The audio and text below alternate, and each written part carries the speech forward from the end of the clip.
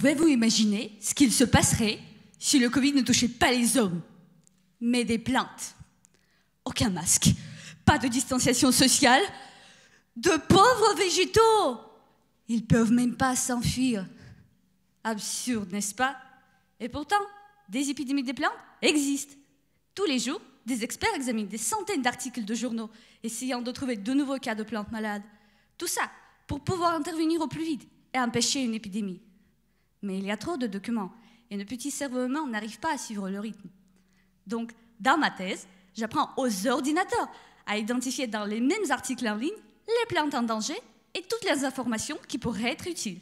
Par exemple, où ça se passe, quand, combien y a-t-il de cas? Le processus d'apprentissage se passe de la façon suivante. Je montre un texte à ma machine et je lui demande de me dire ce qu'elle a compris. Et puis je corrige. Je vais vous montrer. Bonjour machine, j'ai un texte pour toi. Des maraîchers de Saclay ont reporté des limaces sur leur salade. Qu'est-ce que tu en penses?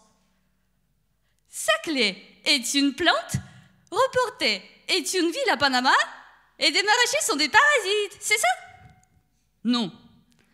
Les salades sont des plantes. Il se trouve à Saclay, qui est une commune en France. Et les parasites sont les limaces, pas les maraîchers. D'accord? Réessayons. Vous voulez peut-être savoir ce qui se passe dans l'ordinateur quand il voit un article. En effet, il récupère des indices du contexte et les compare très très vite à tout ce qu'il a vu avant. Un texte sur des plantes, une note sur des insectes, Wikipédia. Après, il fait des gros calculs pour résumer et puis boum, on a une réponse. On l'examine de plus près. Ah, il s'est trompé. Alors, comment expliquer à l'ordinateur qu'il faut penser autrement? Penser autrement, c'est ça la solution. On va lui faire modifier ses calculs en fonction de bonnes réponses. 10 000 exemples devraient suffire. Sauf que moi, j'en ai 0. Mais ce que j'ai, c'est toutes les données issues d'Internet et aussi une idée. Je vais d'abord lui apprendre à identifier des informations similaires dans d'autres textes. Par exemple, sur des maladies humaines.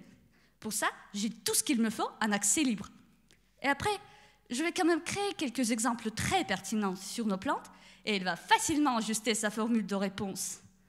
Et une fois qu'on a fini, je pense que les salades sont des plantes et les limaces sont des nuisibles. Bon travail, machine. J'avoue, t'as tout compris.